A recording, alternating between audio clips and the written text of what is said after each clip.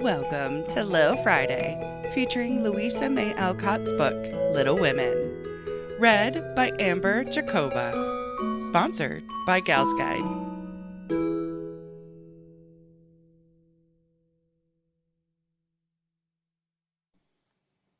Chapter 11. Experiments. The 1st of June. The Kings are off to the seashore tomorrow, and I'm free. 3 months' vacation.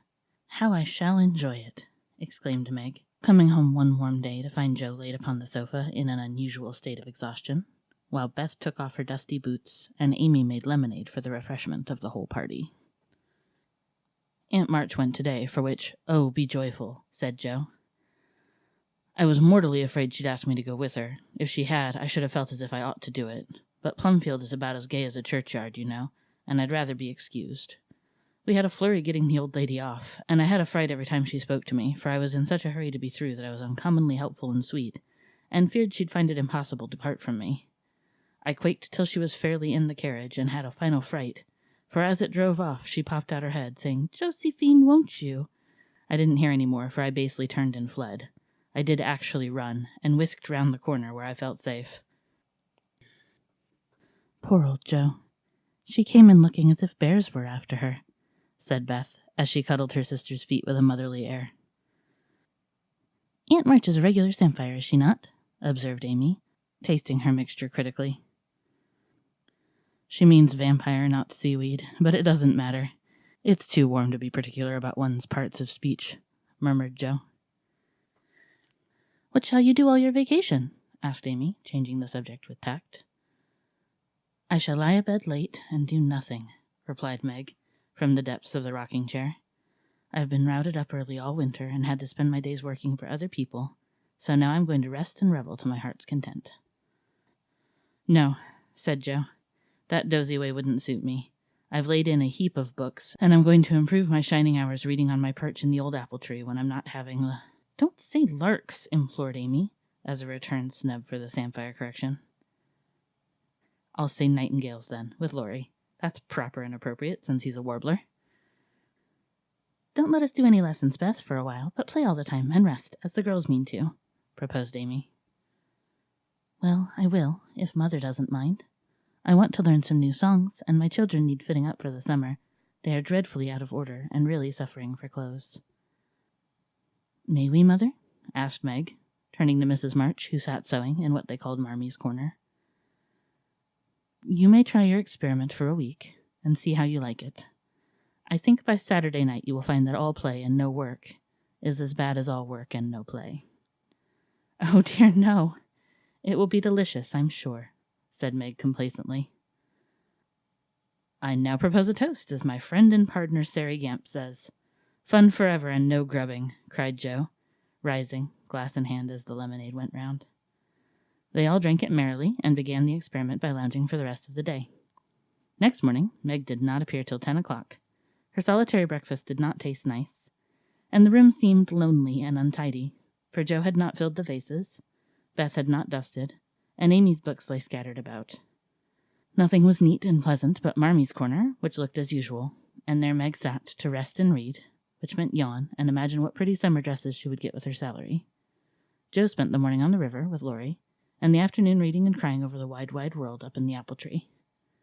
Beth began by rummaging everything out of the big closet where her family resided, but, getting tired before half done, she left her establishment topsy-turvy and went to her music, rejoicing that she had no dishes to wash. Amy arranged her bower, put on her best white frock, smoothed her curls, and sat down to draw under the honeysuckles, hoping someone would see and inquire who the young artist was. As no one appeared but an inquisitive Daddy Longlegs, who examined her work with interest, she went to walk, got caught in a shower, and came home dripping. At tea-time, they compared notes, and all agreed that it had been a delightful, though unusually long day. Meg, who went shopping in the afternoon and got a sweet blue muslin, had discovered, after she had cut the breadths off, that it wouldn't wash, which mishap made her slightly cross. Jo had burnt the skin off her nose boating, and got a raging headache by reading too long. Beth was worried by the confusion of her closet, and the difficulty of learning 3 or 4 songs at once.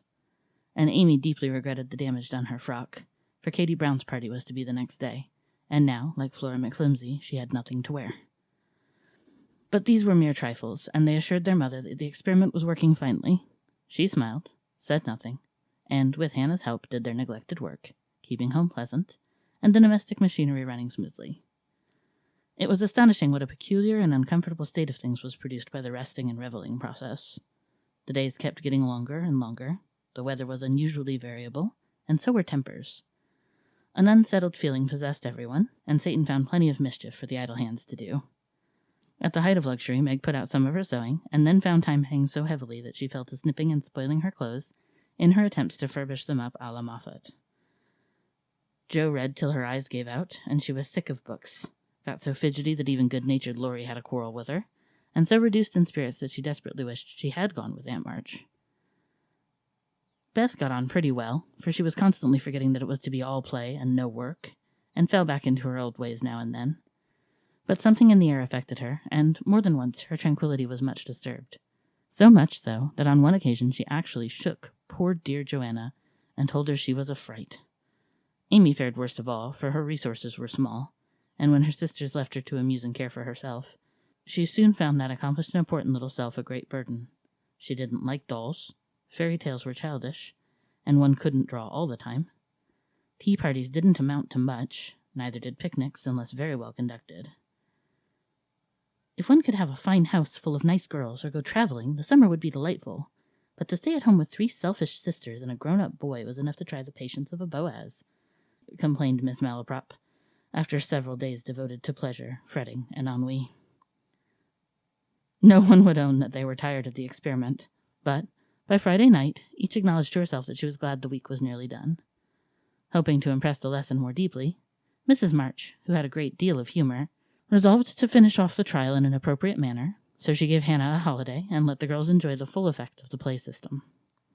When they got up on Saturday morning, there was no fire in the kitchen, no breakfast in the dining room, and no mother anywhere to be seen. "Mercy on us, what has happened?" cried Jo, staring about her in dismay. Meg ran upstairs and soon came back again, looking relieved, but rather bewildered, and a little ashamed. "Mother isn't sick, only very tired, and she says she's going to stay quietly in her room all day and let us do the best we can. It's a very queer thing for her to do. She doesn't act a bit like herself, but she says it has been a hard week for her, so we mustn't grumble, but take care of ourselves." "That's easy enough, and I like the idea. I'm aching for something to do. That is, some new amusement, you know," added Jo quickly. In fact, it was an immense relief to them all to have a little work, and they took hold with a will, but soon realized the truth of Hannah's saying, housekeeping ain't no joke. There was plenty of food in the larder, and while Beth and Amy set the table, Meg and Jo got breakfast, wondering, as they did so, why servants ever talked about hard work. "I shall take some up to Mother, though she said we were not to think of her, for she'd take care of herself," said Meg, who presided, and felt quite matronly behind the teapot. So a tray was fitted out before anyone began, and taken up with the cook's compliments. The boiled tea was very bitter, the omelette scorched, and the biscuits speckled with saleratus, but Mrs. March received her repast with thanks, and laughed heartily over it after Jo was gone. "Poor little souls. They will have a hard time, I'm afraid. But they won't suffer, and it will do them good," she said, producing the more palatable viands which she had provided herself, and disposing of the bad breakfast so that their feelings might not be hurt. A motherly little deception, for which they were grateful. Many were the complaints below, and great the chagrin of the head cook at her failures. "Never mind. I'll get the dinner and be servant. You be mistress, keep your hands nice, see company, and give orders," said Jo, who knew still less than Meg about culinary affairs. This obliging offer was gladly accepted, and Margaret retired to the parlor, which she hastily put in order by whisking the litter under the sofa and shutting the blinds to save the trouble of dusting. Jo, with perfect faith in her own powers and a friendly desire to make up the quarrel, immediately put a note in the office inviting Laurie to dinner. "You'd better see what you have got before you think of having company," said Meg, when informed of the hospitable but rash act. "Oh, there's corned beef and plenty of potatoes, and I shall get some asparagus and a lobster, for a relish, as Hannah says. We'll have lettuce and make a salad. I don't know how, but the book tells. I'll have blancmange and strawberries for dessert, and coffee, too, if you want to be elegant." "Don't try too many messes, Jo, for you can't make anything but gingerbread and molasses candy fit to eat. I wash my hands of the dinner party, and since you have asked Laurie on your own responsibility, you may just take care of him. I don't want you to do anything but be civil to him and help to the pudding. You'll give me your advice if I get in a muddle, won't you? Asked Joe, rather hurt. Yes, but I don't know much except about bread and a few trifles. You had better ask Mother's leave before you order anything, returned Meg prudently. Of course I shall. I'm not a fool. And Joe went off in a huff at the doubts expressed of her powers. Get what you like and don't disturb me. I'm going out to dinner and can't worry about things at home, said Mrs. March when Joe spoke to her. I never enjoyed housekeeping, and I'm going to take a vacation today and read, write, go visiting, and amuse myself. The unusual spectacle of her busy mother rocking comfortably and reading, early in the morning, made Joe feel as if some natural phenomenon had occurred, for an eclipse, an earthquake, or a volcanic eruption would hardly have seemed stranger. Everything is out of sorts somehow, she said to herself, going downstairs. There's Beth crying. That's a sure sign that something is wrong with this family. If Amy is bothering, I'll shake her. Feeling very much out of sorts herself, Joe hurried into the parlor to find Beth sobbing over Pip, the canary, who lay dead in the cage, with his little claws pathetically extended, as if imploring the food for want of which he had died. It's all my fault. I forgot him. There isn't a seed or a drop left. Oh, Pip, oh, Pip, how could I be so cruel to you? Cried Beth, taking the poor thing in her hands and trying to restore him. Joe peeped into his half-open eye, felt his little heart, and finding him stiff and cold, shook her head, and offered her domino box for a coffin. Put him in the oven and maybe he will get warm and revive, said Amy hopefully. He's been starved, and he shan't be baked. Now he's dead, I'll make him a shroud, and he shall be buried in the garden, and I'll never have another bird, never, my Pip, for I am too bad to own one, murmured Beth, sitting on the floor with her pet folded in her hands. The funeral shall be this afternoon, and we will all go. Now don't cry, Bethy, it's a pity, but nothing goes right this week, and Pip has had the worst of the experiment. Make the shroud and lay him in my box, and after the dinner party we'll have a nice little funeral, said Joe, beginning to feel as if she had undertaken a good deal. Leaving the others to console Beth, she departed to the kitchen, which was in a most discouraging state of confusion. Putting on a big apron, she fell to work, and got the dishes piled up ready for washing, when she discovered that the fire was out. Here's a sweet prospect, muttered Joe, slamming the stove door open and poking vigorously among the cinders. Having rekindled the fire, she thought she would go to market while the water heated. The walk revived her spirits, and flattering herself that she had made good bargains, she trudged home again after buying a very young lobster, some very old asparagus, and 2 boxes of acid strawberries. By the time she got cleared up, the dinner arrived, and the stove was red hot. Hannah had left a pan of bread to rise. Meg had worked it up early, set it on the hearth for a second rising, and forgotten it. Meg was entertaining Sally Gardner in the parlor, when the door flew open, and a flowery, crocky, flushed, and disheveled figure appeared, demanding tartly, I say, isn't bread riz enough when it runs over the pans? Sally began to laugh, but Meg nodded, and lifted her eyebrows as high as they would go, which caused the apparition to vanish, and put the sour bread into the oven without further delay. Mrs. March went out, after peeping here and there to see how matters went, also saying a word of comfort to Beth, who sat making a winding sheet, while the dear departed lay in state in the domino box. A strange sense of helplessness fell upon the girls as the gray bonnet vanished round the corner, and despair seized them when, a few minutes later, Miss Crocker appeared, and said she'd come to dinner. Now this lady was a thin, yellow spinster, with a sharp nose and inquisitive eyes, who saw everything, and gossiped about all she saw. They disliked her, but had been taught to be kind to her, simply because she was old and poor, and had few friends. So Meg gave her the easy chair, and tried to entertain her, while she asked questions, criticized everything, and told stories of the people whom she knew. Language cannot describe the anxieties, experiences, and exertions which Jo underwent that morning, and the dinner she served up became a standing joke. Fearing to ask any more advice, she did her best alone, and discovered that something more than energy and goodwill is necessary to make a cook. She boiled the asparagus for an hour, and was grieved to find the heads cooked off and the stalks harder than ever. The bread burnt black, for the salad dressing so aggravated her that she let everything else go till she had convinced herself that she could not make it fit to eat. The lobster was a scarlet mystery to her, but she hammered and poked till it was unshelled and its meager proportions concealed in a grove of lettuce leaves. The potatoes had to be hurried, not to keep the asparagus waiting, and were not done at last. The blancmange was lumpy, and the strawberries not as ripe as they looked, having been skillfully deaconed. Well, they can eat beef and bread and butter if they are hungry, only it's mortifying to have spent your whole morning for nothing, thought Jo, as she rang the bell half an hour later than usual, and stood, hot, tired, and dispirited, surveying the feast spread for Laurie, accustomed to all sorts of elegance, and Miss Crocker, whose curious eyes would mark all failures and whose tattling tongue would report them far and wide. Poor Jo would gladly have gone under the table, as one thing after another was tasted and left, while Amy giggled, Meg looked distressed, Miss Crocker pursed up her lips, and Laurie talked and laughed with all his might, to give a cheerful tone to the festive scene. Jo's one strong point was the fruit, for she had sugared it well, and had a pitcher of rich cream to eat with it. Her hot cheeks cooled a trifle, and she drew a long breath as the pretty glass plates went round, and everyone looked graciously at the little rosy islands floating in a sea of cream. Miss Crocker tasted first, made a wry face, and drank some water hastily. Jo, who had refused, thinking there might not be enough, for they dwindled sadly after the picking over, glanced at Laurie. But he was eating away manfully, though there was a slight pucker about his mouth, and he kept his eye fixed on his plate. Amy, who was fond of delicate fare, took a heaping spoonful, choked, hid her face in her napkin, and left the table precipitately.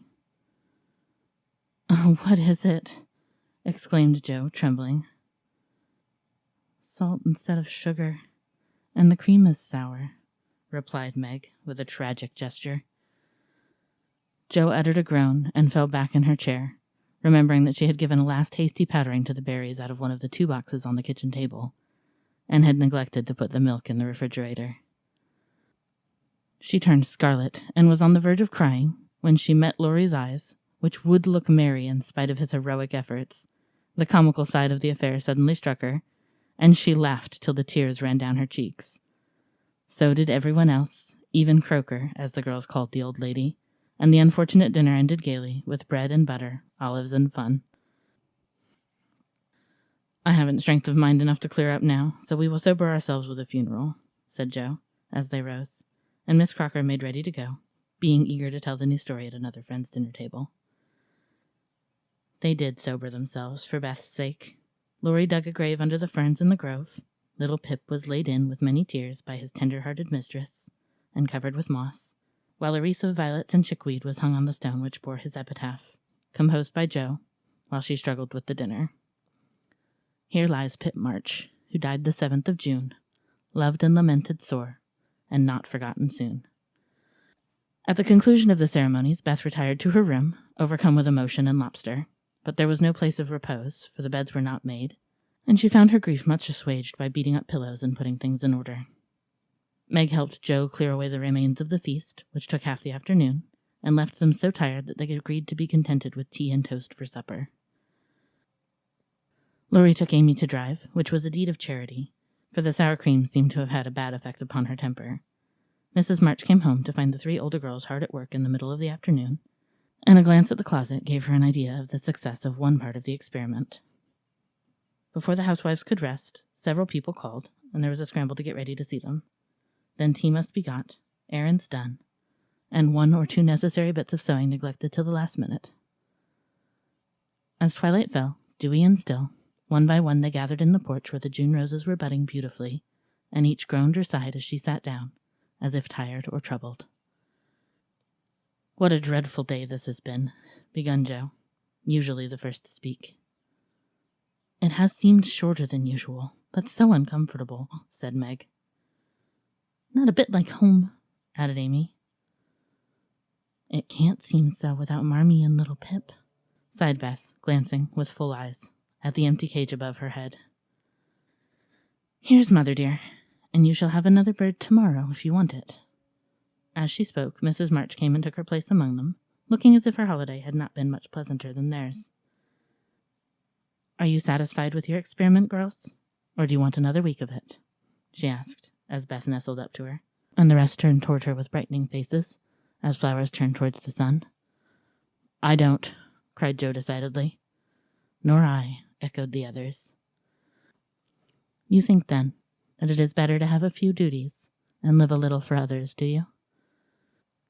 Lounging and larking doesn't pay, observed Jo, shaking her head. I'm tired of it, and mean to go to work at something right off. Suppose you learn plain cooking. That's a useful accomplishment which no woman should be without, said Mrs. March, laughing inaudibly at the recollection of Jo's dinner party, for she had met Miss Crocker and heard her account of it. Mother, did you go away and let everything be just to see how we'd get on? Cried Meg, who had had suspicions all day. Yes. I wanted you to see how the comfort of all depends on each doing her share faithfully. While Hannah and I did your work, you got on pretty well, though I don't think you were very happy or amiable. So I thought, as a little lesson, I would show you what happens when everyone thinks only of herself. Don't you feel that it is pleasanter to help one another, to have daily duties which make leisure sweet when it comes, and to bear and forbear, that home may be comfortable and lovely to us all? We do, Mother, we do, cried the girls. Then let me advise you to take up your little burdens again, for though they seem heavy sometimes, they are good for us, and lighten as we learn to carry them. Work is wholesome, and there is plenty for everyone. It keeps us from ennui and mischief, is good for health and spirits, and gives us a sense of power and independence better than money or fashion. We'll work like bees and love it too. See if we don't, said Jo. I'll learn plain cooking for my holiday task, and the next dinner party I have shall be a success. I'll make the set of shirts for Father, instead of letting you do it, Marmee. I can and I will, though I'm not fond of sewing. That will be better than fussing over my own things, which are plenty nice enough as they are, said Meg. I'll do my lessons every day, and not spend so much time with my music and dolls. I am a stupid thing, and ought to be studying, not playing, was Beth's resolution, while Amy followed their example by heroically declaring, I shall learn to make buttonholes, and attend to my parts of speech. Very good. Then I am quite satisfied with the experiment, and fancy that we shall not have to repeat it. Only don't go to the other extreme and delve like slaves. Have regular hours for work and play. Make each day both useful and pleasant, and prove that you understand the worth of time by employing it well. Then youth will be delightful, old age will bring few regrets, and life become a beautiful success in spite of poverty. We'll remember, Mother. And they did.